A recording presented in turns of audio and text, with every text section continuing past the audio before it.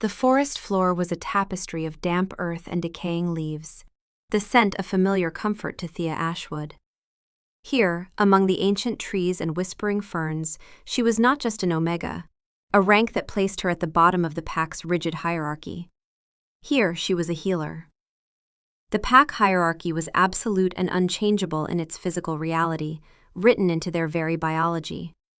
At the top stood the alphas, powerful, dominant wolves born to lead, their wolf forms massive and terrifying, standing 6 feet at the shoulder. Then came the betas, the seconds in command, loyal and strong, nearly as large at 5 feet. Below them were the deltas, the warriors and enforcers. Then the gammas, craftsmen, teachers, workers. And at the very bottom, sometimes barely acknowledged at all, were the omegas. Omega wolves were the smallest of their kind, rarely exceeding 4 feet at the shoulder. Lighter boned, less muscled, built for speed and stealth rather than strength and dominance. In wolf form, the physical differences were visible, undeniable. The biology didn't lie. But there was something else about omegas that made their existence even lonelier. Their wolves were so suppressed, so deeply buried by the weight of the pack hierarchy, that they barely existed at all. Thea's wolf had retreated when she was 12 years old, shortly after her first shift. In a pack setting, surrounded by alphas and betas and deltas, an omega's wolf would sink deeper and deeper into dormancy, sometimes disappearing entirely. It was a survival mechanism. The omega wolf recognized it could not compete, could not challenge, could not even exist safely in the presence of so much dominance. So it hid. And when the wolf hid, it took the omega's shifter senses with it. Thea couldn't sense other shifters the way normal wolves could. That instinctive recognition, that pack awareness that let wolves identify their own kind, it required an active wolf. Without one, she was blind to the very thing that made her world unique. She knew this. Her mother had explained it when Thea was 13 and crying because she couldn't feel her wolf anymore. "It's not your fault, little one. Your wolf is still there, just sleeping very deeply. Some omegas go their whole lives without shifting again. It's the price we pay for peace. Our wolves hide so we don't challenge those stronger than us, so we don't get hurt." "But Mama, how will I know who's pack and who's rogue? How will I sense danger?" "You'll have to rely on your human senses, darling. Your eyes, your ears, your mind. It's harder for us, but we survive." And so Thea had learned to live without her wolf. She'd learned to navigate the world more like a human than a shifter, relying on logic and observation rather than instinct and pack sense. She didn't think about it much anymore. It was simply how her life was. Her small cottage, nestled deep in the woods in the remotest corner of the Drake Pack's vast territory, was a full day's journey from the central packlands. She had lived here for only 2 months since her mother's death. Before that, she'd lived in a different settlement on the eastern border, far from the capital. The move had been necessary. Her mother's will specified this cottage, the place where her mother had chosen isolation over the pack's scorn. Omegas could be useful, even valued for their skills, but they would never be respected. Thea's healing was needed. The pack used her remedies gladly, but she herself was invisible. They took her medicines from the edge of her clearing without meeting her eyes, left payment without a word, treated her like a shopkeeper, not a pack member. Her rank meant she could serve, but never belong. She could be essential and worthless simultaneously. That was the Omega's paradox. That was why the sound of panicked thrashing and a low, guttural growl shattered her peace so completely. It was a sound of pure agony, of a wild thing fighting for its life. Her heart hammered against her ribs, a frantic bird trapped in a cage. Every instinct screamed at her to flee, to run back to the relative safety of her cottage and bar the door. But the sound that followed, a pained, desperate whine, pierced through her fear. It wasn't the sound of a predator. It was the sound of a victim. She couldn't turn away. With her basket clutched tightly in one hand, she moved cautiously toward the noise, her soft-soled boots making barely a whisper on the forest floor. Pushing aside a thick curtain of ferns, she saw it, and her breath caught in her throat. It was a wolf, but a wolf of impossible size, larger than any she had ever seen, even among the most powerful alpha shifters of her pack. Its fur was the color of a starless midnight, thick and matted with dirt and blood. A cruel hunter's snare, its metal teeth glinting wickedly with an oily sheen, was clamped tight around its front leg. The ground around it was torn to shreds, a testament to its desperate and futile struggle. But it was the eyes that held her captive. They were the color of molten amber, glowing with a feral intensity that spoke of immense power and unbearable pain. Thea stared at the massive creature, her mind racing. This wolf was enormous, far larger than any natural wolf she'd ever seen. But then, she'd seen alpha shifters in wolf form before, and they were massive too.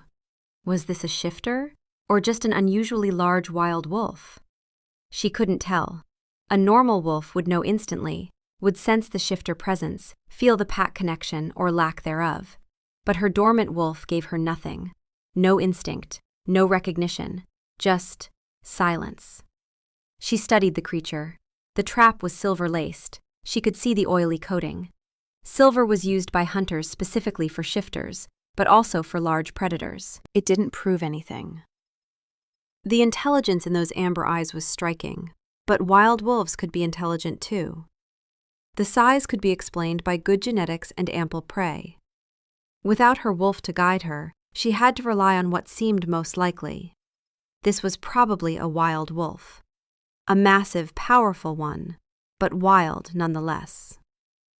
If it was a shifter, surely they would shift back to ask for help? Surely they'd give some sign? The fact that it remained in wolf form suggested it was simply an animal. An animal in terrible pain. The wolf stilled as it scented her, its massive head lifting. A snarl ripped from its throat, a sound so deep and menacing it vibrated through the soles of her feet. Its lips peeled back to reveal teeth like daggers. Fear, cold and sharp, lanced through Thea. The power radiating from it was suffocating, an almost physical pressure in the air. But she had no way of knowing if this pressure was shifter dominance or simply the terrifying presence of a massive apex predator. Her wolf sense would have told her. Without it, she was guessing. Yet Thea stood her ground. She saw past the terrifying display of aggression to the frantic terror in its amber eyes. She saw the raw, exposed bone where the silver-laced snare had bitten deep into its leg, the flesh around it angry and festering. "Easy now," she whispered, her voice barely audible. She held up her empty hands, showing she meant no harm. "I'm not going to hurt you. I want to help." But Thea didn't back down. She slowly, carefully, knelt on the ground, making herself smaller, less of a threat. She reached into her basket and pulled out a small bundle of lunar herbs, a potent relaxant she used for agitated shifters after a difficult transformation. "This will help with the pain," she said softly, her voice a calming balm. She pushed it forward gently. The wolf's nostrils flared, testing the scent. Its growl softened, just a fraction, a low rumble of suspicion rather than outright aggression. It watched her, its intelligent eyes tracking her every move. Thea knew she was taking a colossal risk. A wounded animal, especially one this size, could lash out without warning. But the healer in her refused to let this magnificent creature suffer. She began to speak to it, her voice a low, steady murmur. She told it about the herbs she was collecting, about the way the sunlight filtered through the canopy, about the little wren who had built a nest in the eaves of her cottage. She spoke of simple things, calm things, weaving a web of peace with her words. Slowly, miraculously, the wolf's rigid posture began to relax. Its ears, which had been pinned back against its skull, twitched forward. The snarling stopped, replaced by a low, pained whine. It lowered its head onto its paws, its amber eyes never leaving her face. It was waiting, trusting. Thea's heart ached with pity. "I have to touch it," she whispered, pointing to the metal trap. "I have to get it off you." She reached out a trembling hand, expecting teeth to close around it. Instead, the wolf simply watched her, its gaze intense. Her fingers brushed against its fur, and a jolt like lightning shot up her arm. It was warm and electric, a feeling of connection so profound it stole her breath. She pulled back slightly, startled. What was that? Perhaps just the static of thick fur, or her own nervousness making her hypersensitive? The wolf flinched but made no other move. It was waiting for her to continue. Working quickly, her fingers deft and sure from years of practice, she found the release mechanism on the snare. It was old and rusted, stiff from disuse. She had to put all her weight into it, gritting her teeth with the effort. With a loud snap, the metal jaws sprang open. The wolf let out a sharp yelp of pain as the pressure was released, scrambling back, its injured leg held uselessly off the ground. It could have run, it could have turned on her. Instead, it stood a few feet away, panting, its amber eyes fixed on her. It was free, but it was badly wounded. Thea knew it wouldn't survive long on its own. "Your leg," she said softly, already pulling bandages and a pot of salve from her basket. "Let me see to your leg." Cassius Drake was fire and agony.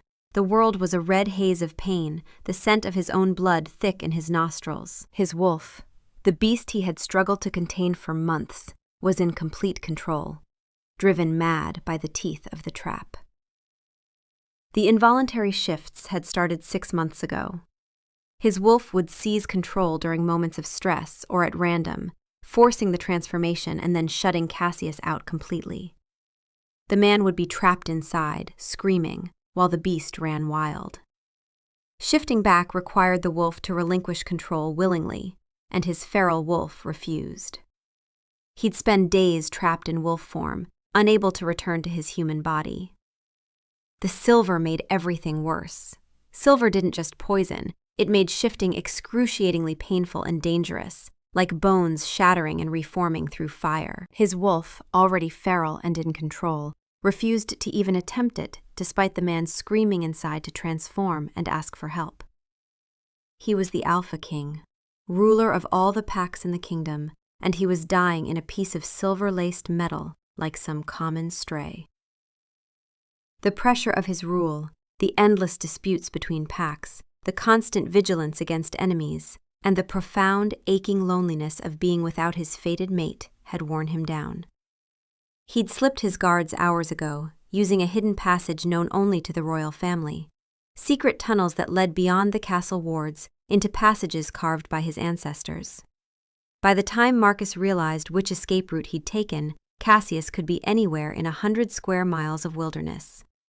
His feral wolf had learned to mask his scent when wild, a survival instinct that made tracking him nearly impossible.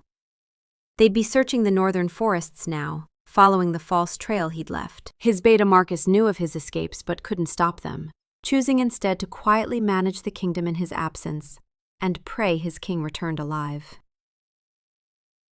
Then, through the red fog of pain, a new scent cut through the stench of blood and fear. It was subtle, yet intoxicating. Wild chamomile, clean earth, and something else, something uniquely her. But there was something wrong with the scent. It was muted, suppressed, as if wrapped in layers of cotton. An omega, his wolf registered. But more than that, an omega whose wolf was so deeply dormant it was almost gone entirely. He understood immediately. She couldn't sense him. Her wolf was too suppressed to recognize a fellow shifter, even one as powerful as a king. To her wolf-blind senses, he would seem like nothing more than a large wild animal. Which meant she had no idea what she was approaching, no idea of the danger. She was treating him like a wounded beast, not a volatile, feral alpha on the edge of control. A woman appeared through the ferns, small and unassuming, an omega. Her eyes, the soft, gentle brown of a forest doe, were filled not with fear, but with compassion. His wolf lunged, snarling a warning. Danger! Too close! Might hurt her! But she didn't run.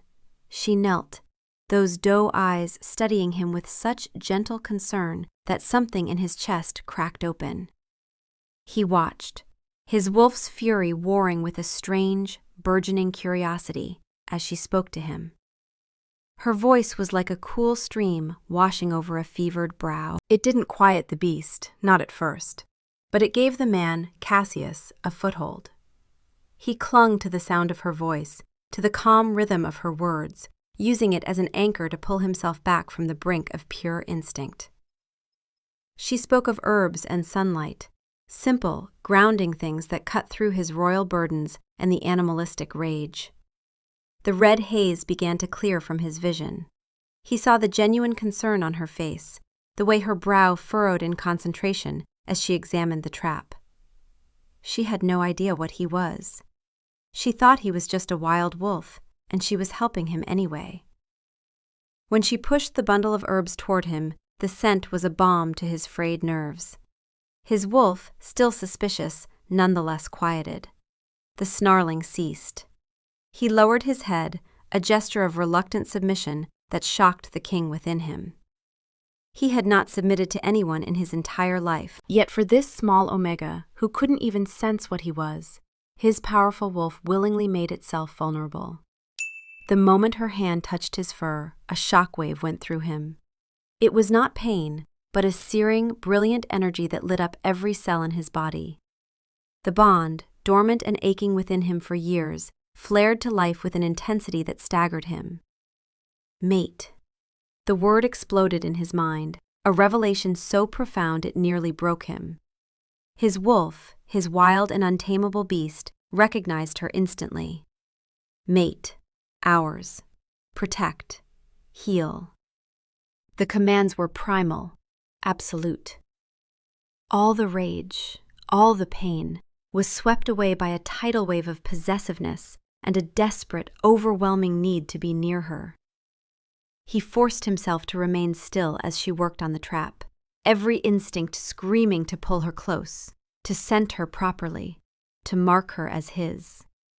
The pain of the snare was nothing compared to the agony of holding back. When the trap sprang open, the blinding pain in his leg was a distant echo. His first thought was of her. He scrambled back, not to escape, but to put a safe distance between them, terrified that his volatile wolf would hurt her in its desperate joy. He was free. She had freed him. He stood, panting, his amber eyes locked on her as she pulled out bandages. His mate. This quiet, gentle omega was the other half of his soul, the one destined by the moon goddess to be his Luna. The one person in the entire world who could calm the storm inside him. And she had no idea. She saw only a wounded animal. Her suppressed wolf couldn't recognize the bond, couldn't feel the pull. To her, he was just a beast that needed healing. Which meant he would have to be careful, so careful. He couldn't reveal himself too quickly, couldn't frighten her. He had to let her come to trust him first. "Your leg," she said, her voice soft with concern. "Let me see to your leg." His wolf whined, a sound of pure, helpless adoration. It wanted to lie down and present its belly to her, to let her do anything she wished. Cassius, the king, fought for control. He couldn't reveal himself, not yet. It was too dangerous. He was filthy, bloody, and in the form of a feral beast. He would terrify her. So he did the hardest thing he had ever done. He took a hesitant step toward her, then another, and slowly, carefully, lay down on the forest floor, extending his mangled leg. He trusted her, completely. He watched her as she worked, her touch surprisingly firm and confident. She cleaned the wound with a cool liquid that stung but also soothed, her fingers gentle as she applied a thick, fragrant salve. The pain began to recede, replaced by a warm, tingling sensation. Her scent was all around him, a cocoon of peace. He found his gaze drawn to the pulse fluttering at the base of her throat, and his wolf stirred with the instinct to press its muzzle there, to feel her life beating against him. He fought it down, focusing instead on the details of her face, the smudge of dirt on her cheek, the way a stray strand of honey-brown hair fell across her forehead, the deep concentration in her eyes. She was beautiful. Not in the flashy, polished way of the court she-wolves, but in a real, elemental way. She was a part of this forest, as natural and essential as the trees themselves. When she finished wrapping his leg in clean bandages, she sat back on her heels, a small, tired smile on her lips. "There," she said, as if to a child. "That should hold until you can get back to your pack. You should rest and heal before you travel." She thinks I have a pack to return to. She thinks I'm just a lost wolf who wandered too far from home. He wanted to stay. His wolf was practically begging, whimpering in the back of his mind, to lie here at her feet forever. But the man knew he couldn't. His guards would be searching for him. The kingdom couldn't be without its king for long. But he would come back. Now that he'd found her, he would come back every night if he had to. He met her eyes, trying to pour all of his gratitude, all of his dawning wonder into his gaze. He gave a soft nudge to her hand with his nose, a gesture of thanks, and was rewarded when her smile widened. Then, with a reluctance that felt like tearing a part of himself away, he rose. He gave her one last, long look, memorizing her face, her scent, the feeling of her presence. Then he turned and limped into the deep woods, vanishing as silently as he had appeared. He didn't go far, just to a place where he could watch her, unseen. He saw her gather her things, her movements slow and thoughtful. She kept glancing back at the spot where he had been, a small frown on her face. He stayed until she had disappeared on the path back to her cottage, and only then did he allow himself to head toward the castle. His leg throbbed, but his heart felt more whole than it had in his entire life. The chaos was gone, replaced by a singular, unwavering purpose. Her. Thea Ashwood. His mate. The Omega who couldn't sense what he was, but who had saved him anyway. Thea returned to her cottage feeling strangely empty. The encounter in the forest had left an indelible mark on her. She couldn't stop thinking about the massive black wolf, about the raw power and intelligence in its amber eyes. There was something about it that nagged at her. That strange electric jolt when she'd first touched its fur, the way it had understood her words, responding with such deliberate, almost human gestures. But without her wolf to guide her, she couldn't make sense of it. Was it a shifter? Or just an unusually intelligent wild wolf? She had no way to know. And asking herself the question over and over wouldn't change that. She went about her evening chores in a daze, sorting the herbs she'd gathered, simmering a pot of stew over her small hearth. But her mind was elsewhere, back in the clearing, replaying every moment. The way its growls had softened, the hesitant trust it had shown her, the gentle nudge of its nose against her hand before it left. It was foolish, she knew, to feel such a connection to a wild animal. And yet, she felt a pull toward it, a sense of kinship she rarely felt with her own kind. She found herself worrying. Was its leg healing properly? Had it found its way back to wherever it came from? Was it safe from the hunters who had set that cruel trap? Sleep did not come easily that night. She tossed and turned, her dreams filled with images of a dark forest and glowing amber eyes that watched her with an unnerving intensity. When she woke, the feeling of being watched lingered. She dismissed it as foolish fancy, a byproduct of her overactive imagination and the unsettling encounter. But as she went about her day, tending her garden and brewing tinctures, the feeling persisted. It was not a malevolent presence, but a protective one, like a silent guardian standing just at the edge of her perception. She found herself speaking aloud as she worked, half hoping the wolf could somehow hear her. "I'm worried the frost will get to the last of the mint," she murmured, pinching a leaf between her fingers. "And Old Man Hemlock's cough sounds worse.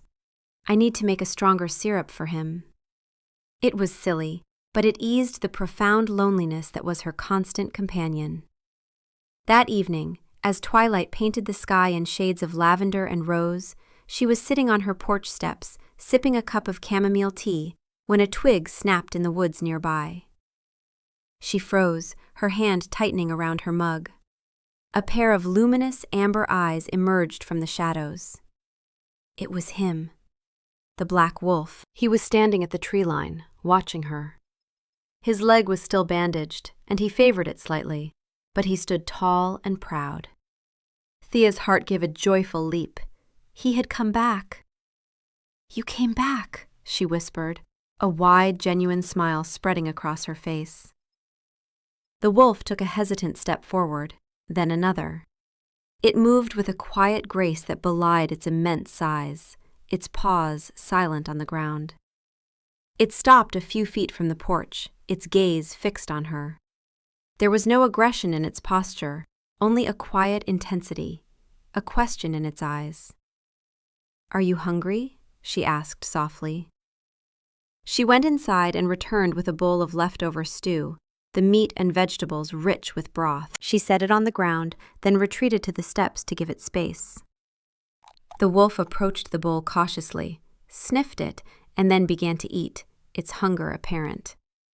Thea watched, fascinated. She felt no fear, only a deep sense of rightness, as if this were exactly where this magnificent creature was supposed to be.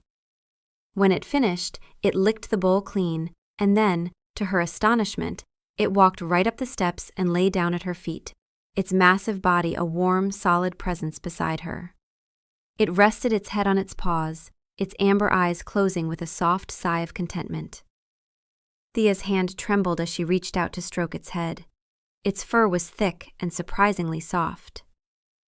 A low sound rumbled deep in its chest, a sound halfway between a growl and a purr. It was a sound of pure, unadulterated pleasure. And so their routine began. Every evening, just as the sun began to set, the wolf would appear at the edge of the woods. He would share her simple meal, then lie at her feet as she sat on her porch.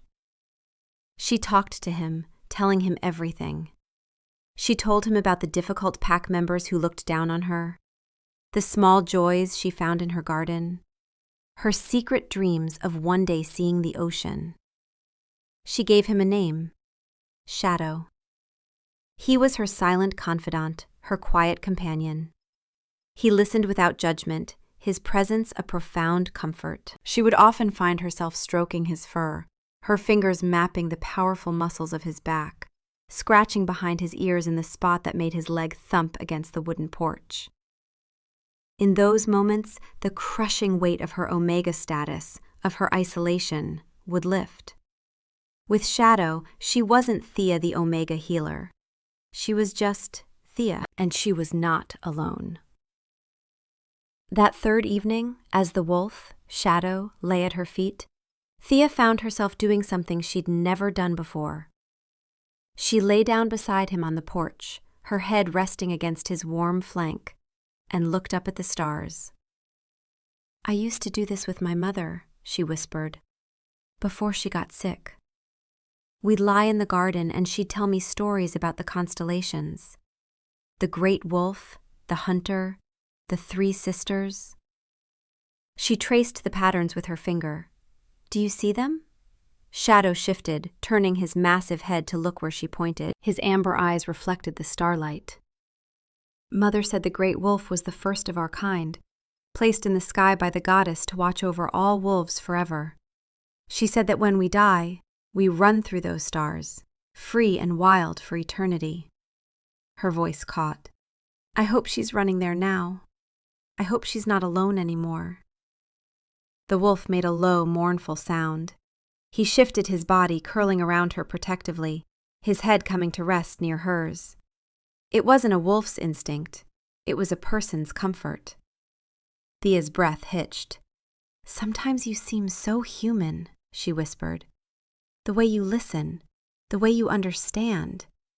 I know it's foolish, but I feel like you're not just a wolf, like you're someone." Shadow went very still. His eyes met hers, and in them she saw something that made her heart race. Recognition, longing, and a deep, aching sadness.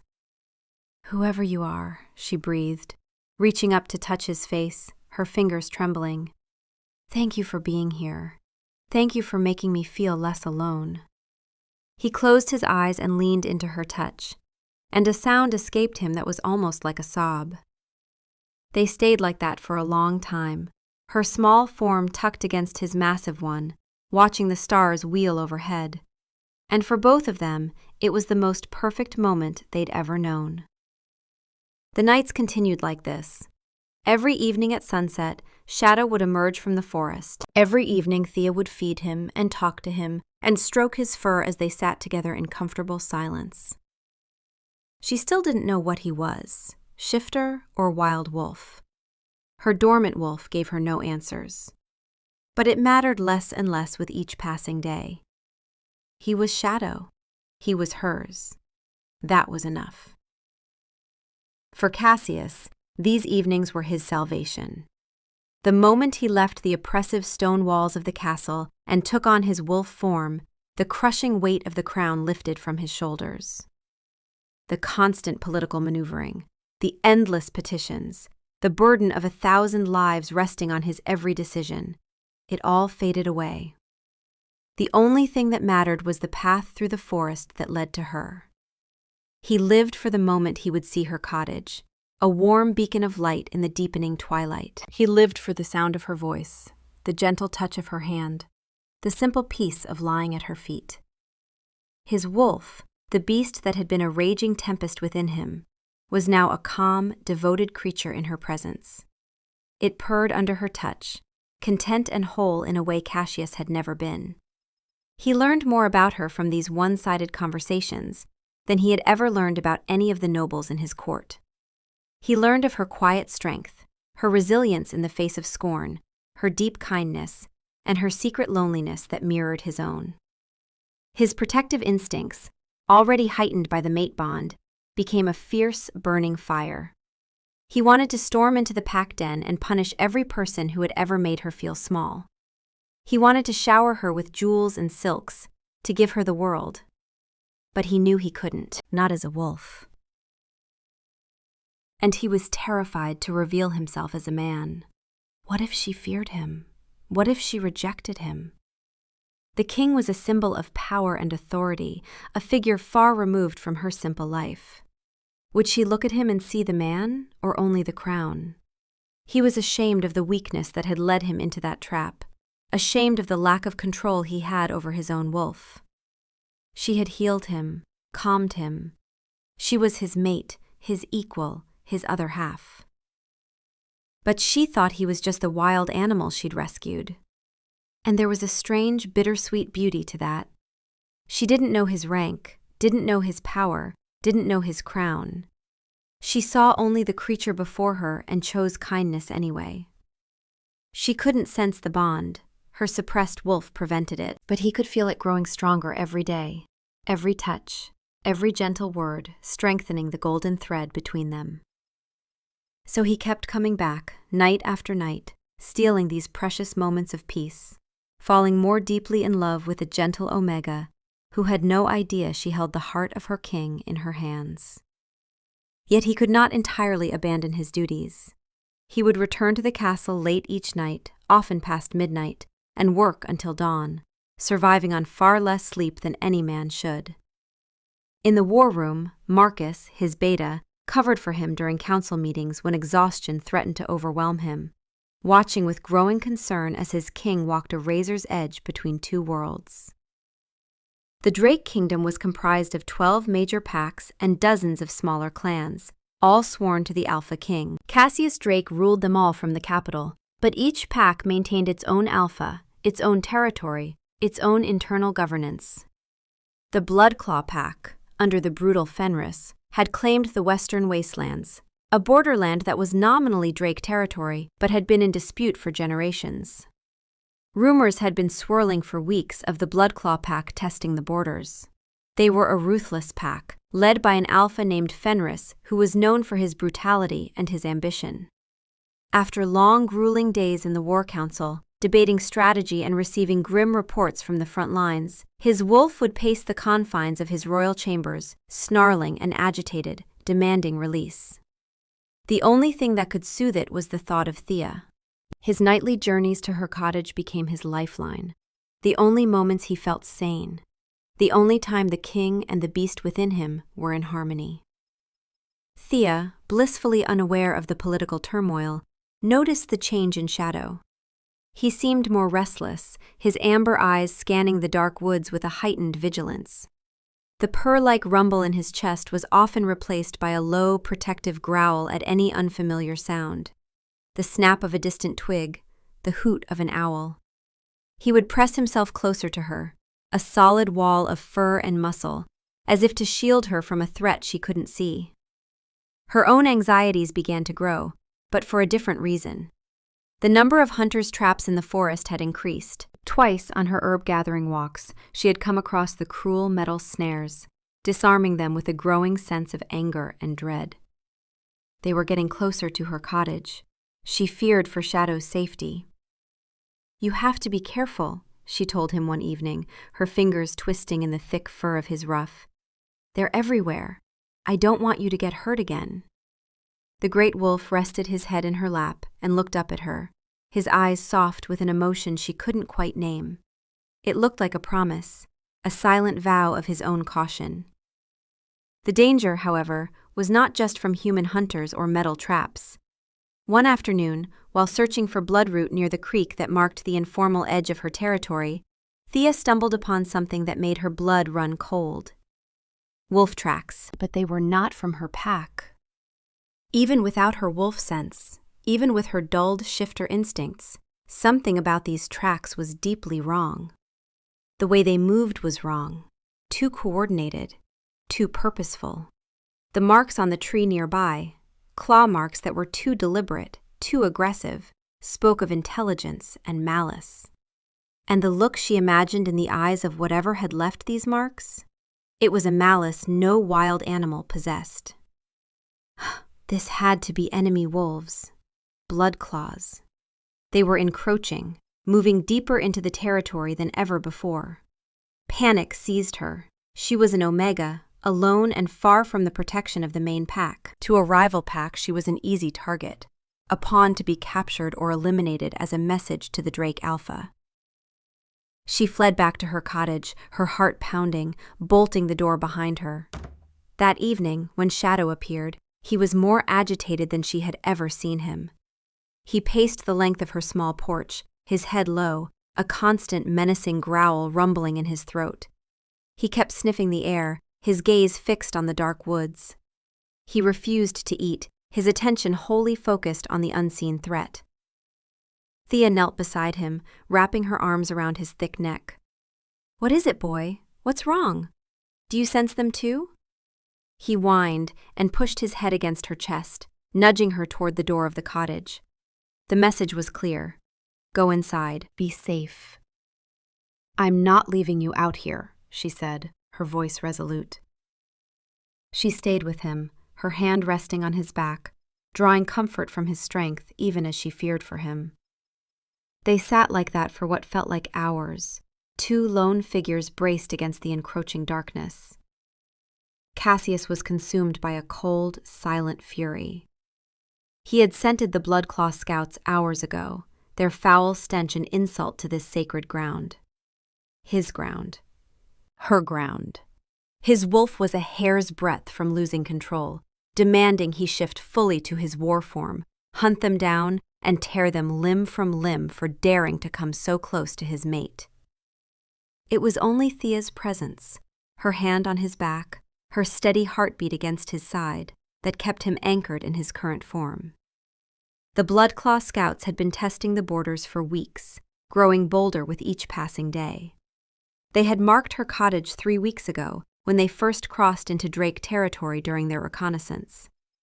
What Thea didn't know was that the scouts had been watching her cottage intermittently since then, noting her isolation, her routine, her complete vulnerability. To Fenris, she was the perfect target, a Drake pack member, alone and unprotected. Taking her would send a message and provide leverage. The hunting party had been in position for 2 days, waiting for her nightly visitor to leave. But the Black Wolf never left. And tonight, their patience had run out. He had to protect her. He couldn't shift to human form to warn her properly. The silver was weakened now but still in his system, and the pain would be excruciating. He couldn't explain the danger in words, couldn't tell her to flee to the castle where she'd be safe. He could only stand guard, a silent protector against the shadows. Suddenly his ears swiveled, catching a sound Thea's human senses missed, the whisper of movement through the undergrowth. Not 1 wolf, but 3. They were coming. He rose to his feet, his body instantly shifting into a battle stance. A snarl ripped from his throat, no longer a warning but a declaration of war. Mine. Protect. The command was absolute. The king and the beast were one, with a single overriding purpose: to defend their mate at any cost. Thea saw the change in him and scrambled to her feet, her heart seizing with terror. "Shadow, what is it?" she cried. Before she could understand, 3 figures emerged from the tree line. They were wolves, but they were lean, scarred, and mangy, their eyes glowing with a malevolent green light. Their lips were pulled back in vicious snarls, and the way they moved, too coordinated, too intelligent, their formation too perfect, spoke of trained killers, not wild beasts. Blood claws. Even without her wolf sense, she knew what they were. The tracks she'd found, the foreign, aggressive presence. These were enemy wolves, raiders, killers. They weren't just scouts. They were a hunting party, and their hungry eyes were fixed on her. The 3 bloodclaw wolves fanned out, their movements fluid and predatory. They were smaller than Shadow, but they moved with the chilling coordination of a seasoned hunting party. Their focus was entirely on Thea, seeing her as the weak link, the soft prey to be isolated and taken down. Thea was frozen in terror, her mind screaming but her body refusing to move. The primal fear of the predator-prey dynamic was absolute. She was an omega, and these were killers. Shadow moved to stand directly in front of her, shielding her with his body. He was no longer the gentle companion who rested his head in her lap. He was a creature of pure, concentrated fury. His snarl was a terrifying sound, a promise of violence that made the very air vibrate. The lead bloodclaw, a grizzled brute with a scarred muzzle, took a bold step forward, its teeth bared. It was testing him, challenging his claim to the territory and the female he was protecting. Cassius did not hesitate. The time for silent guardianship was over. With a roar that was more lion than wolf, he launched himself forward. The sheer speed and power of his attack were breathtaking.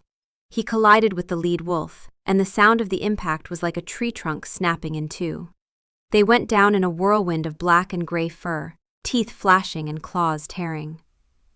Thea cried out, her hands flying to her mouth. The other 2 wolves, seeing their leader engaged, broke in opposite directions, attempting to flank Shadow and get to her.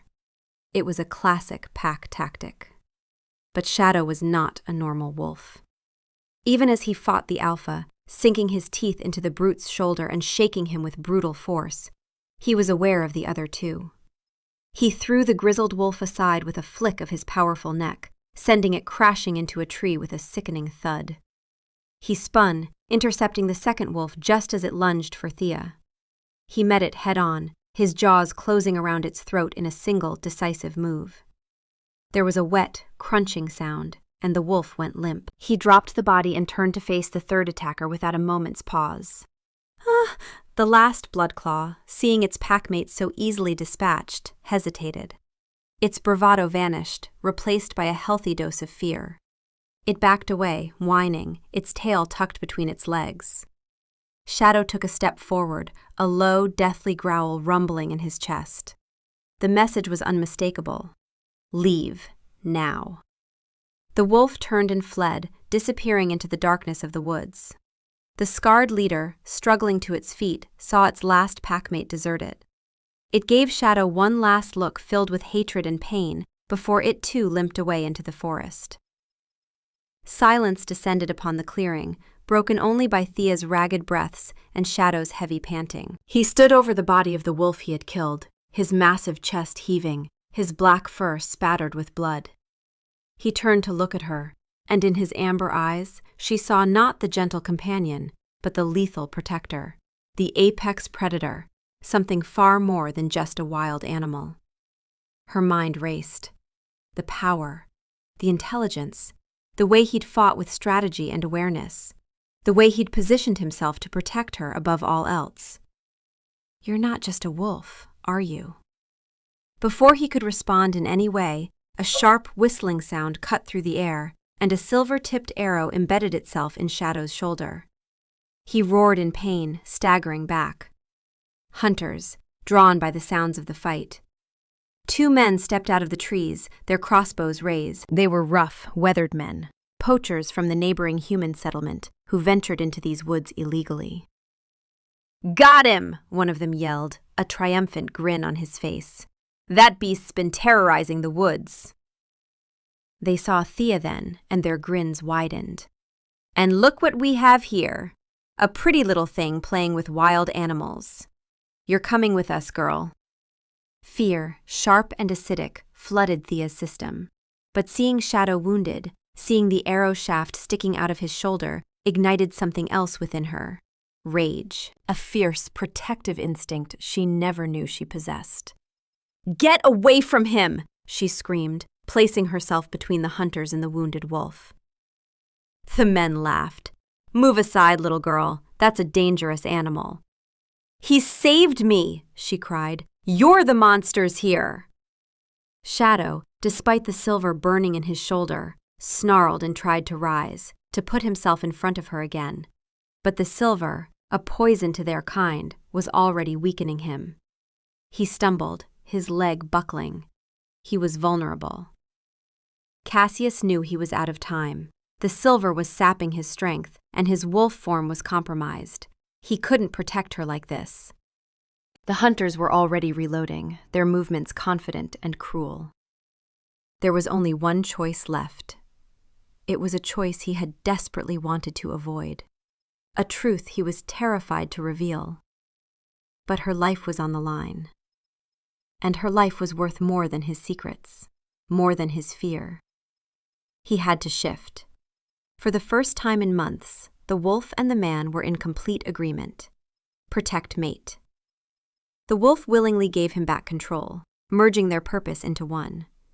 The word resonated through the mate bond, a desperate pulse of meaning and emotion. She couldn't hear it as words, her wolf was too suppressed. But she felt it, a sudden, overwhelming sense of apology, of love, of plea for forgiveness. Thea gasped, her head whipping around. Something had just touched her mind? Her heart? She didn't understand it, but she felt it. The hunters paused, looking around in confusion. "Who's there?" one of them snapped.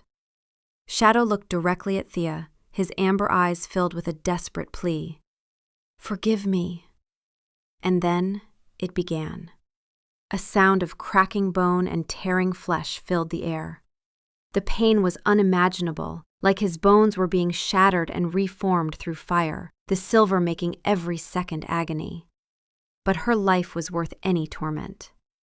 The wolf's form began to contort, to writhe and reshape itself in a way that was both horrifying and magnificent. The hunters stared, their crossbows forgotten, their faces masks of pure, slack-jawed terror. Thea couldn't breathe, couldn't think.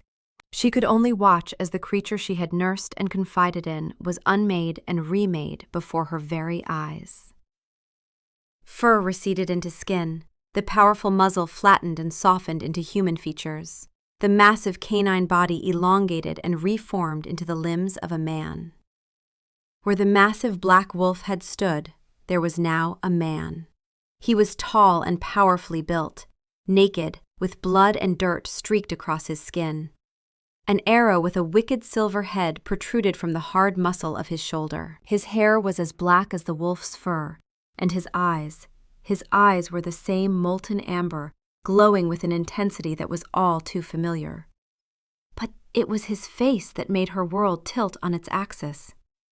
She'd never seen the king in person, had never been close enough to the capital to attend any ceremonies where he might appear. But she'd seen his profile stamped on coins collected from pack members. She'd seen the tapestries in the pack hall on the rare occasions she'd been summoned there. A face of stern authority and absolute power. A face she recognized despite never having seen it in person. Cassius Drake, the Alpha King. He stood between her and the hunters, his body a living shield, just as it had been in his other form. "You will lower your weapons," he commanded. His voice was not loud, but it was filled with an ancient power that made the air itself vibrate. The Alpha command that no shifter could disobey. The hunters, who were minor shifters from a lesser border pack, found their arms moving against their will, their crossbows clattering to the ground. Their eyes were wide with a terror that went beyond mere surprise. They were in the presence of their king, their Alpha King, whom they had just shot. "And you will leave my territory," the king continued, his voice dropping to a deadly calm. "And you will never hunt in these woods again. If I ever see your faces again, I will not be so merciful." The men scrambled backward, falling over themselves in their haste to obey. They turned and ran, their flight as pathetic as their earlier bravado had been arrogant. They vanished into the night, leaving behind only the scent of their fear. The clearing was silent again. Thea stared at the man before her, the king, her king. He turned to face her, his expression not one of power, but of raw vulnerability. He swayed on his feet, the silver arrow's poison taking its toll. "Thea," he breathed, his voice rough with pain and emotion. Then, his amber eyes rolled back in his head, and the Alpha King collapsed at her feet. The world swam back into focus slowly, reluctantly. The first thing Cassius was aware of was the scent: chamomile, dried lavender, and the unique, comforting fragrance that was purely Thea. He wasn't in the cold, unforgiving forest. He was indoors, lying on something soft. A bed. Her bed. He forced his heavy eyelids to open. He was in a small, rustic room, the ceiling made of rough-hewn wooden beams. A fire crackled merrily in a stone hearth, casting a warm, dancing glow over everything. He tried to sit up, and a sharp, searing pain in his shoulder sent him falling back against the pillows with a groan. "Don't move," a soft voice said. Thea was there, sitting in a chair beside the bed. Her face was pale in the firelight, her eyes wide and filled with a confusing mix of fear, awe, and concern. But her hands were steady as she checked his bandages, the professional healer taking precedence over her shock. "The arrow, the silver," he began, his voice hoarse. "I got it out," she said, her voice quiet but steady, "and I packed the wound with moon petal and silverbane root. It will counteract the poison and help you heal." It had taken every ounce of her strength to drag his unconscious form inside and cover him with her quilts. He looked down and saw that his shoulder was heavily bandaged with clean linen. She had saved him. Again. But the comfortable routine of their strange relationship was shattered. The truth was between them now, a vast and daunting chasm. He was no longer her stray, her shadow. He was her king. And he had no idea what she was thinking. You're him," she whispered, her gaze dropping to her hands, which were clenched tightly in her lap. "The Alpha King. You were Shadow. All this time." My name is Cassius, he said, his voice still rough. And yes, I am. Silence stretched between them, thick with unspoken questions. He could feel her turmoil through the bond, a chaotic mix of emotions that was a stark contrast to the peace he had always felt from her. He had terrified her, confused her, the one thing he had never wanted to do. I am sorry, Thea, he said, the words feeling utterly inadequate. I never meant for you to find out this way. I never meant to frighten you. I never meant to deceive you. She didn't respond immediately. Her fingers twisted in her lap, her brow furrowed as she tried to make sense of the impossible. You were a wolf, she said finally, her voice small. Every night. You came to me as a wolf. Why? The pressure of being king, he began, his voice low. The constant demands, the loneliness. It's a heavy weight. My wolf, he couldn't bear it. He grew restless, wild. I started losing control of my shifts. My wolf would seize control during moments of stress, forcing the transformation and then shutting me out completely. The man would be trapped inside, screaming, while the beast ran wild. I couldn't shift back because my wolf refused to relinquish control. I would try to evade my own guards during these episodes, terrified my increasingly aggressive wolf would hurt them. I'd use secret passages my ancestors built, tunnels that led beyond the castle wards. My feral wolf learned to mask his scent, making me nearly impossible to track. I'd run for hours, crossing into the remote edges of my territory where patrols are sparse. Anywhere I could be alone. Anywhere the wolf could run without destroying everything. That day in the forest, when you found me, I was more beast than man. The pain of the trap, the silver coating it had, the rage consuming me. I was lost. Feral. I couldn't think, couldn't control myself. The silver made everything worse, made shifting excruciatingly painful, like bones shattering through fire.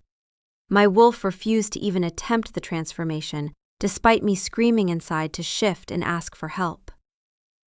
He met her gaze, his own amber eyes pleading for her to understand. And then you came. Your scent, your voice. You were like an anchor in a storm. You calmed the beast. You gave me a foothold to become myself again. You were the only thing that could pull me back. Thea listened, her expression unreadable. She was processing the impossible, trying to reconcile the gentle, wounded animal she had cared for with the powerful, burdened ruler of her entire world. So you kept coming back, she stated, not as a question, but as a realization. As a wolf, every night. I had to, he confessed, his voice breaking. Those evenings with you, they were the only moments of peace I've had in years. Lying at your feet, listening to you talk about your day, about your worries, about the stars. It was the only time my wolf and I were not at war with each other. You brought me a quiet I didn't know existed. He risked reaching out, his hand covering one of hers. Her skin was soft, warm, and a jolt of that same electric energy he'd felt in the forest shot through him. The mate bond singing between them. She gasped softly, feeling it too this time, now that she was touching him skin to skin in human form. I was a coward, Thea. I wanted to tell you who I was, but I was afraid. Afraid you would see only the king, or worse, the monster my wolf had become. I didn't want to lose what we had. Those moments where you saw just me. Not my rank, not my power, just the soul underneath.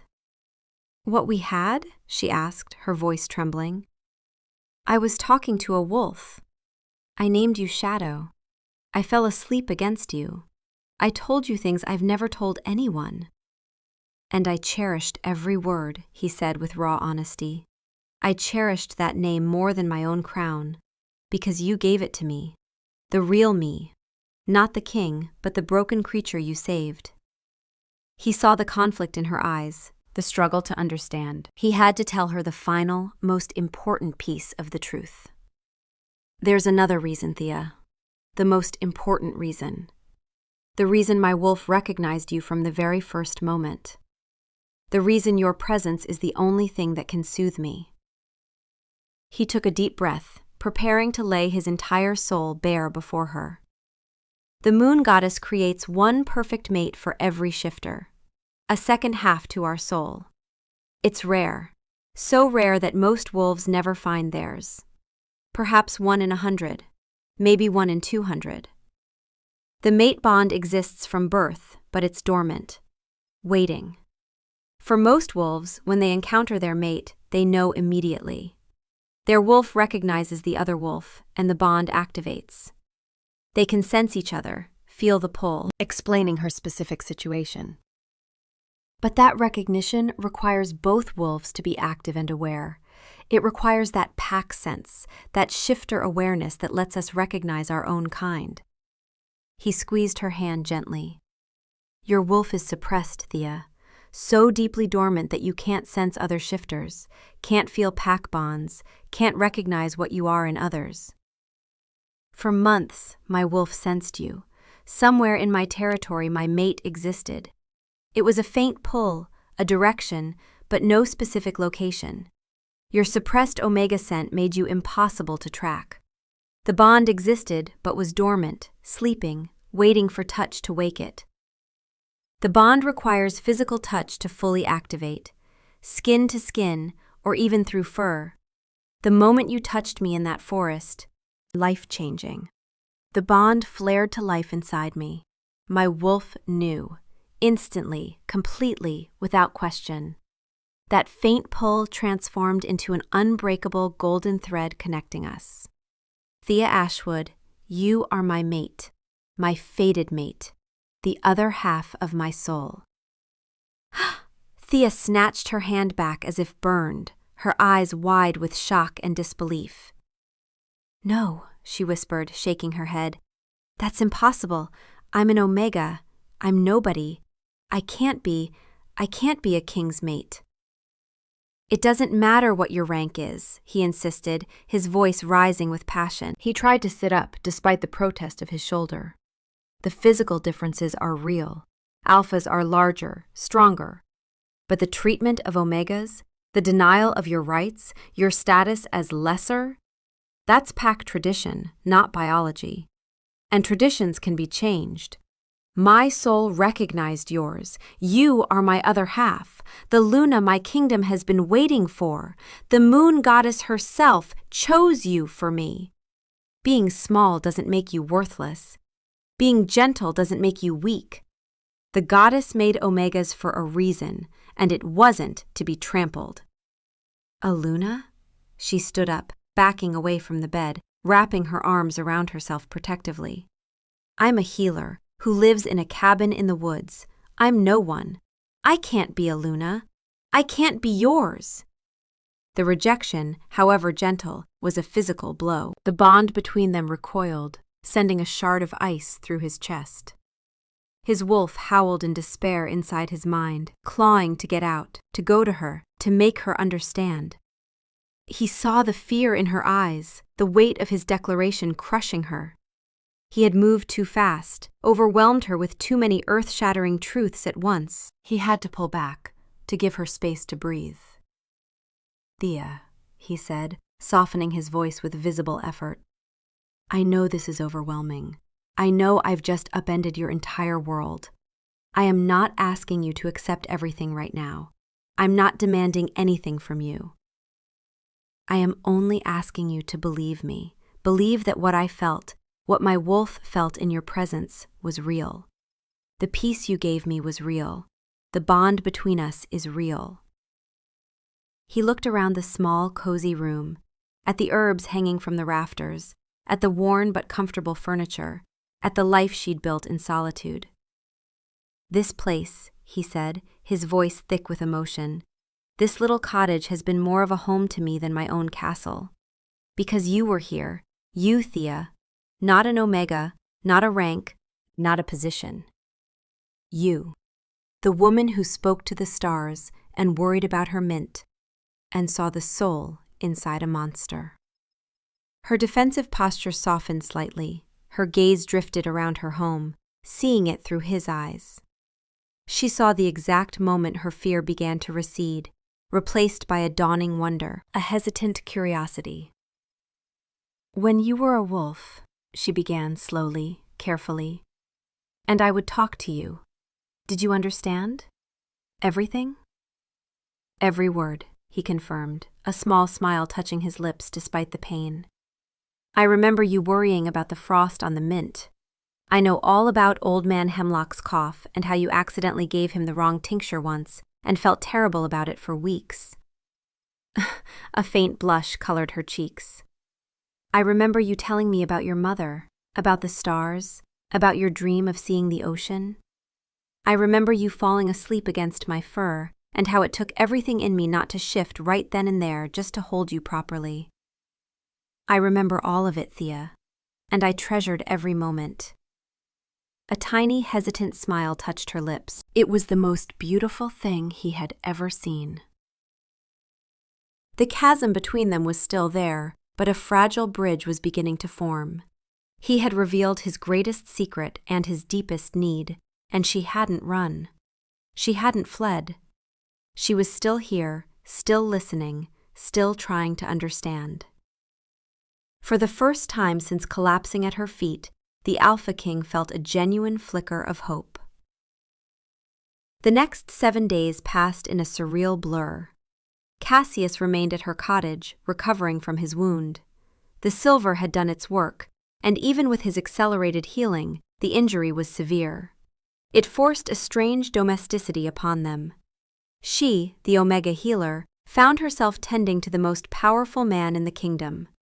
She changed his bandages, brewed him healing teas, and cooked him simple, nourishing meals. He was a surprisingly good patient, accepting her care with a quiet gratitude that was far more unnerving than any royal command would have been. They talked.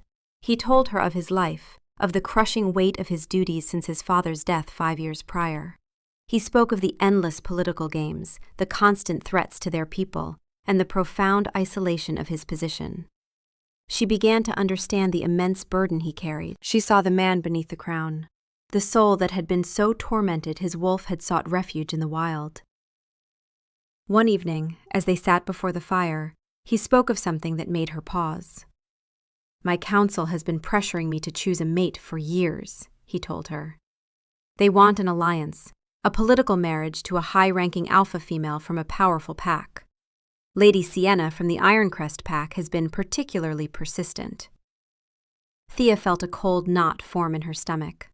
Of course, that was his world, a world of strategy and alliances. "It is my duty," he continued, his gaze intense. "But I always refused.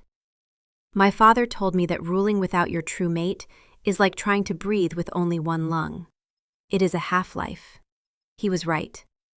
I would not chain myself to another for political gain when I knew my other half was out there somewhere. He leaned forward. "And now I have found you. Cassius, I can't be what they want, what you need. Aluna should be strong, a leader, a high-born alpha. I'm an Omega. People, they barely even see me." "I see you," he said, his voice a low, fervent whisper. He moved closer to her. "I have seen you more clearly than anyone in my entire life. I see your strength, Tia. It is not the loud, aggressive strength of an alpha, but a quiet, resilient strength that is far more powerful. You faced down a feral, wounded wolf with nothing but courage and compassion. You stood between me and armed hunters. You are the strongest person I know." His words were a balm on wounds she hadn't even realized were still so raw. All her life she had been made to feel less than, her gentle nature perceived as a flaw. He saw it as a strength. But the fear remained. It wasn't him she was afraid of anymore. It was his world. "They will never accept me," she whispered. "Then they will have to answer to me," he stated simply, his voice ringing with authority. "You are my mate, my choice. That is the only thing that matters." He reached up and cupped her face in his hands, his thumbs gently stroking her cheeks. I don't want to change you, Thea. I don't want to make you into something you're not. I want you exactly as you are. The woman who talks to the stars, who worries about her mint, who sees the good in wounded beasts. The woman I've fallen in love with. Her breath caught. Love. He'd said it. Tears gathered in her eyes. I don't know how to be what you need, she whispered. You already are, he said simply, just by being you. The air between them shifted, charged with something electric. He was so close, his amber eyes dark with an emotion that made her feel like she was burning from the inside out. Her heart was racing. She could feel the warmth of his breath, see the slight part of his lips. Cassius, she breathed. I want to kiss you, he said roughly. I've wanted to kiss you since that first night on your porch, when you fell asleep against my fur. But I'm trying to be honorable, to give you time, to not rush. She kissed him. It was clumsy and inexperienced. She'd never kissed anyone before, but the moment their lips touched, the bond flared like wildfire. Golden light sparked between them. Heat and need and rightness flooded through both of them. Cassius made a sound deep in his throat and pulled her closer, deepening the kiss, one hand tangling in her hair, the other spanning her waist. She melted into him, her hands clutching his shirt, kissing him back with an intensity that shocked them both. When they finally broke apart, both breathing hard, he rested his forehead against hers. We should stop, he said, though he made no move to release her. Why? Her lips were swollen, her eyes dazed. Because if we don't, I won't be able to. His voice was strained. And you deserve better. You deserve to be courted properly, honored, cherished. He pressed a soft kiss to her forehead, then her nose, then her cheeks, each touch reverent. When you're ready, he murmured against her skin. When you're sure, then I will show you exactly how much I love you. But not before you're certain this is what you want. She pulled back just enough to look into his eyes. I'm falling in love with you too, she whispered. I think I started falling that first night, when a wolf looked at me like I mattered. His answering smile was radiant, transforming his face with pure joy.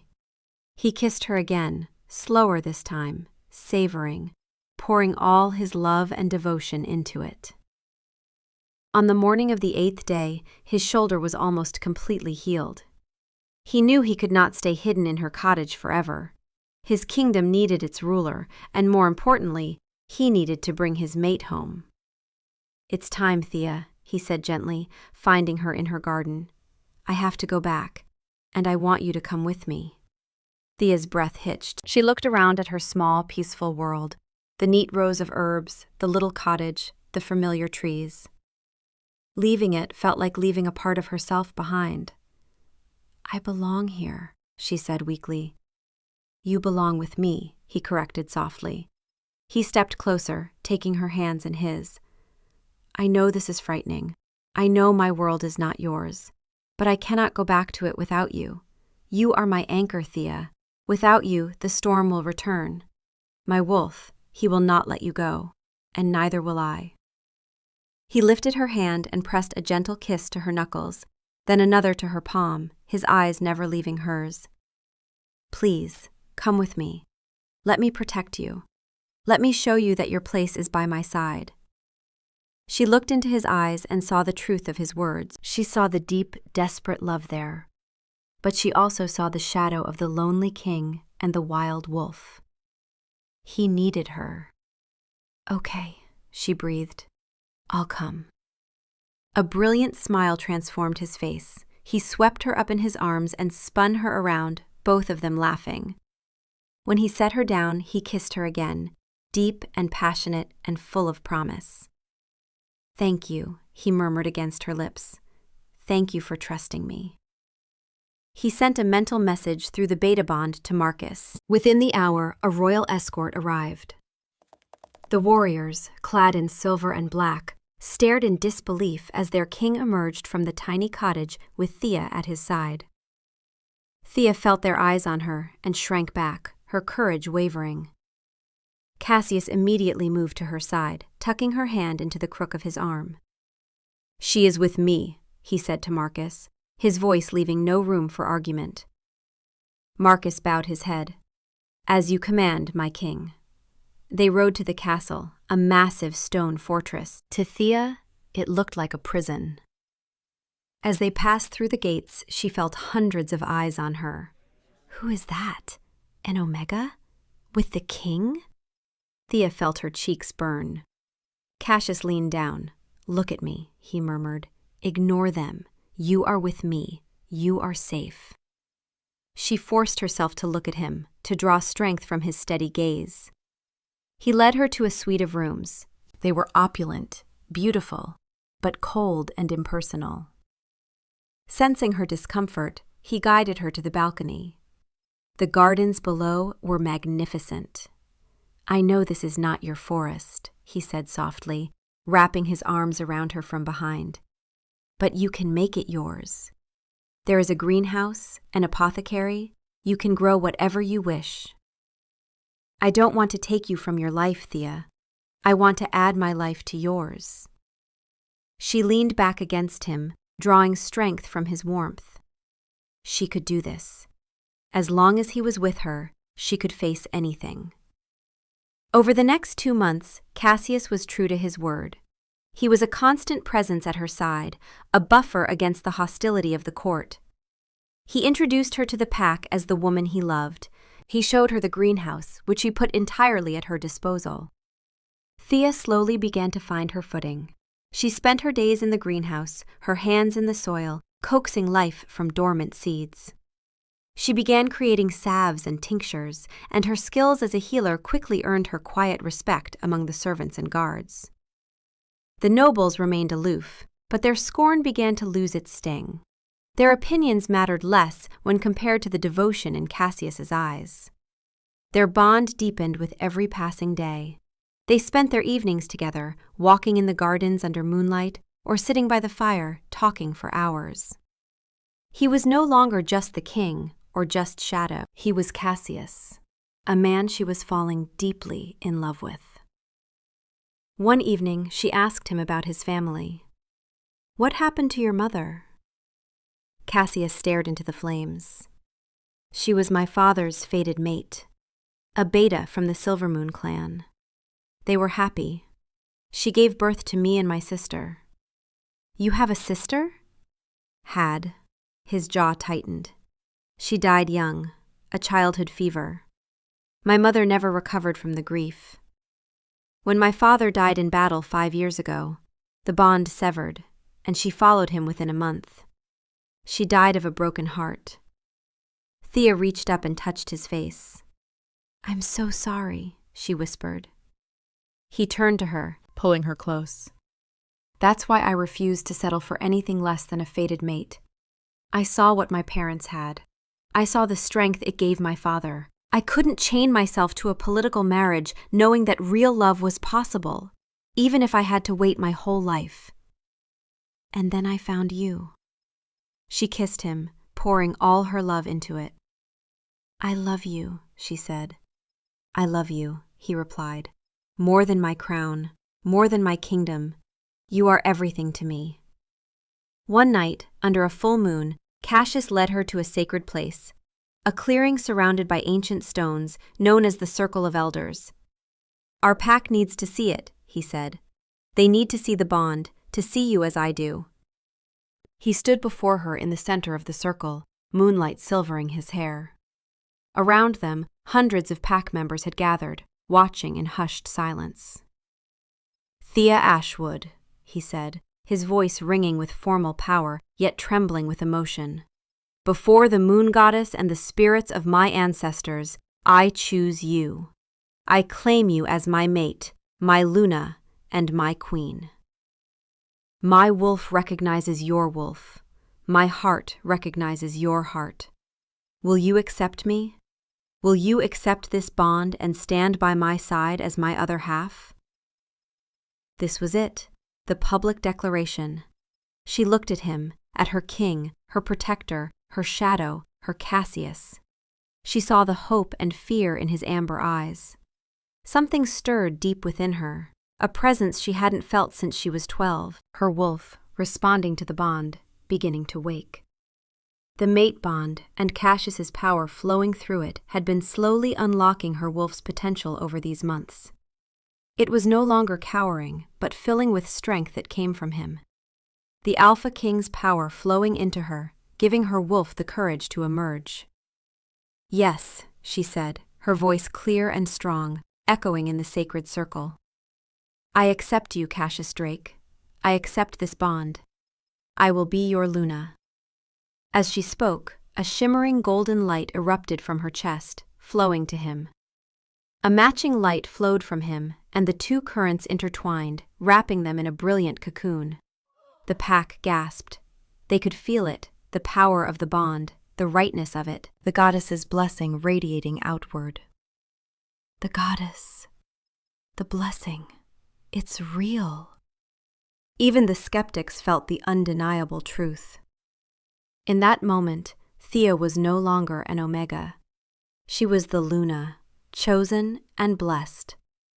And she was home. The circle erupted in cheers. Wolves howled in joy. Cassius pulled her into his arms and kissed her before all his people. When they broke apart, both were crying tears of joy. He turned her to face the gathered pack. "Your Luna," he declared, "blessed by the goddess herself." The pack bowed as one. She had done it. She was home. The acceptance changed everything. It was a tangible shift in power that resonated throughout the pack. Thea could feel Cassius's emotions as if they were her own, a steady undercurrent of contentment and protectiveness. He could feel her quiet strength spreading through the pack. The blessing had silenced even the critics. Lord Henry and his faction could not argue with divine will. They offered respect, their bows deeper. The pack began to see what their king had seen. Thea blossomed. She transformed the greenhouse into a thriving apothecary. She walked through the settlement, offering help to anyone in need. Her kindness won hearts. They called her Luna Thea not out of duty, but affection. She was not the political powerhouse the council wanted, but she was the heart of the pack. Their evenings were cherished. Often they would shift. Cassius's wolf was no longer a creature of rage, but magnificent and playful. Thea's wolf emerged fully, sleek, honey gold, her own wolf given confidence by the bond, not borrowing his strength, but finding her own through their connection. Her first shift had been awkward, but his wolf had been patient, nuzzling her, guiding her. When she stood on 4 legs, she was mortified. Her wolf was small, dainty. Compared to him, she looked tiny. She whined, ears flattening. But his massive wolf approached gently and nuzzled her. He circled her, then did something shocking. He lay down and rested his head on his paws in complete submission. To her. The largest wolf submitting to the smallest. The message was clear. Size doesn't matter. You are my equal. Her wolf stepped forward and touched her nose to his. When they ran together, he matched his pace to hers. And when she tired, he let her curl into his warmth, protected and cherished. Running beside him, she was not Omega or Luna. She was simply a wolf, wild and free with her mate. They would chase each other through moonlit forests, rolling in grass, howling at the moon in pure joy. But the blood-claw threat had not vanished. Fenris was enraged, massing forces on the border. The war council was tense. This time Thea was present, seated at Cassius's right hand. "He will strike at the western pass," Lord Henry insisted, pointing at the map. "It is the most direct route. We need to fortify the main garrison and—" "No," Thea said softly. Everyone turned to look at her. Lord Henry's expression was a mixture of surprise and barely concealed irritation. When I found their tracks near my cottage months ago, they were not on a direct path. They were flanking, moving through thick forest where patrols are sparse. The maps you're using show the Whispering Woods as impassable due to the ravine. But I've lived there for years. A landslide 3 years ago created a land bridge that crosses the deepest part of the gorge. The maps are wrong. They can cross there. Fenris won't use the main pass where we expect him. He will attack through the Whispering Woods using that land bridge, hoping to catch us by surprise and come up behind our fortifications. A heavy silence fell over the room. Several generals leaned forward to study the maps more closely. Marcus's eyes widened in recognition. Cassius looked at her thoughtfully, then at the map. He trusted her instincts completely. "She is right," he declared, his voice carrying absolute conviction. "My mate has lived on that border for years. She knows terrain that hasn't been surveyed since before the landslide. She's tracked their scouts and knows their patterns firsthand. They move like predators seeking weak points, not warriors seeking glory in open battle." He turned to Marcus. "Send word immediately. Double the patrols in the Whispering Woods, especially near the ravine. I want scouts to locate this land bridge and confirm its accessibility. Then set traps and ambushes throughout the woods. We will turn their advantage into their grave. Let them think they're being clever. We'll be waiting." Lord Henry studied the map again, then looked at Thea with newfound respect. "If you're right, Luna, you may have just saved hundreds of lives." Acting on Thea's intelligence, the Drake warriors spent 2 days preparing the perfect trap. Scouts confirmed the land bridge exactly where she'd described it, wide enough for a war party, but narrow enough to create a bottleneck. When the Bloodclaws tried to sneak through the Whispering Woods 3 nights later, confident in their secret route, they walked straight into a killing field. The battle was swift and decisive. Drake warriors attacked from the high ground on both sides of the land bridge, with archers raining silver-tipped arrows down on the trapped Bloodclaws below. Fenris fought with desperate savagery when he realized the trap, his massive gray wolf taking down a dozen warriors with brutal efficiency before Marcus got behind him. The beta's silver blade sank deep into Fenris's shoulder, right between the shoulder blades where the spine met. The poison took him down fast. His legs buckled and he collapsed, snarling and snapping but unable to rise. The rest of the Bloodclaws, seeing their leader fallen and surrounded, either surrendered or died fighting to the last. Fenris was dragged back to the capital in silver chains, barely conscious from the poison. His execution was swift and public, a necessary message to any other pack that might consider challenging Drake authority. But his death broke the Bloodclaw unity completely. With no heir and no clear succession, the pack fractured into 4 separate factions within days. Within a month, 3 of those factions sent emissaries requesting to join the Drake Kingdom, seeking protection and stability.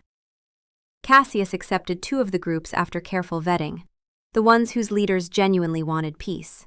The 3rd faction, led by Fenris's brother who was nearly as brutal, was denied and driven into the wastelands beyond the kingdom's borders.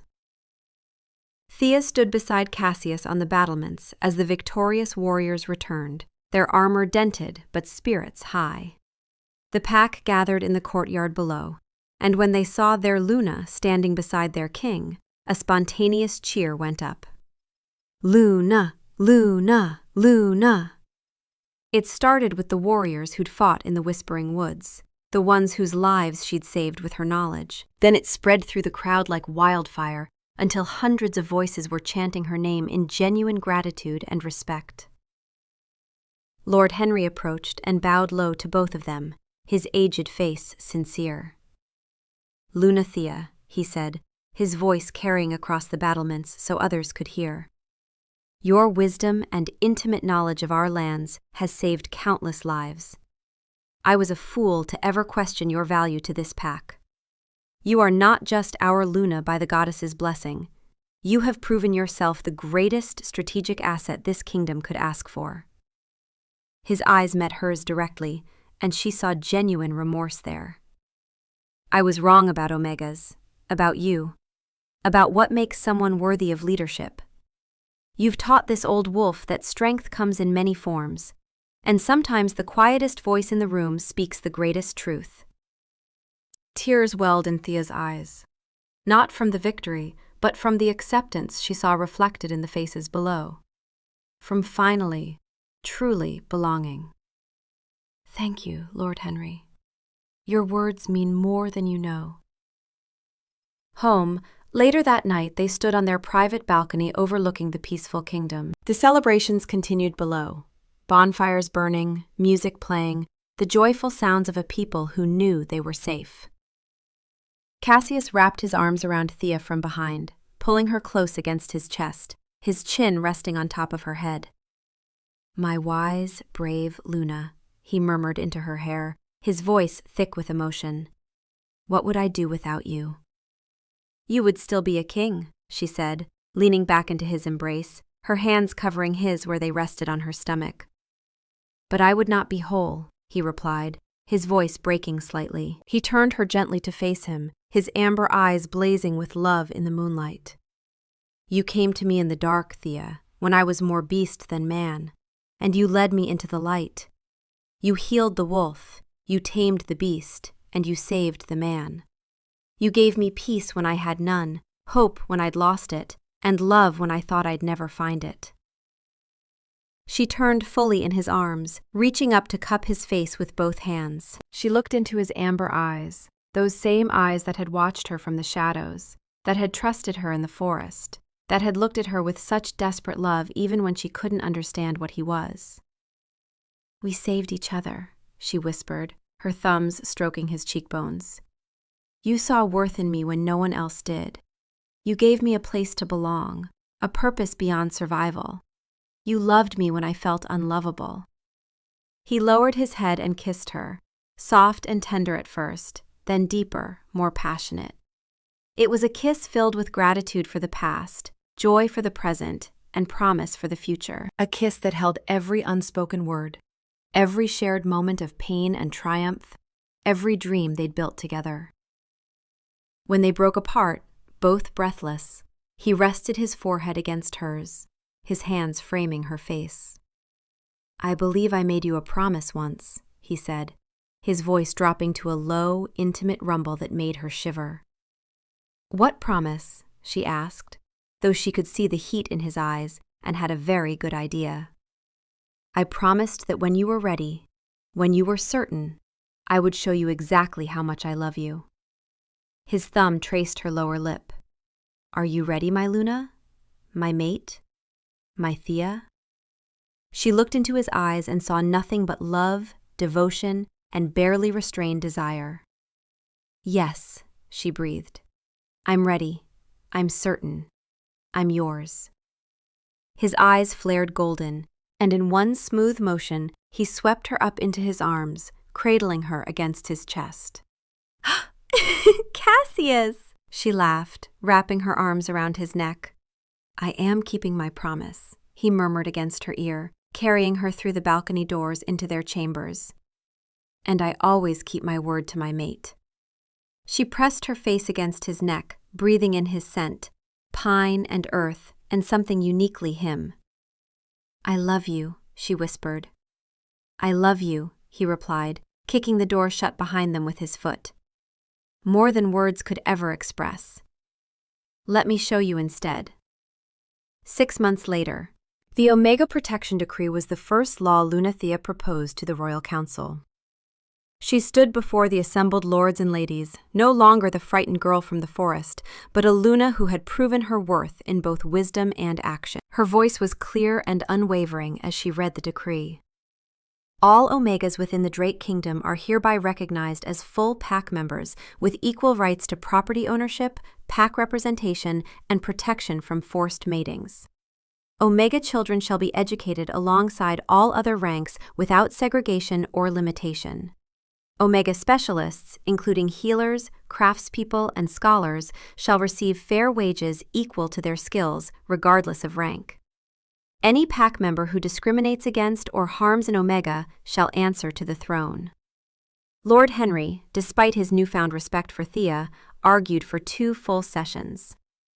Luna, I mean no disrespect, but you're disrupting social structures that have maintained order for thousands of years. The hierarchy exists for a reason. Without it, how do we maintain pack stability?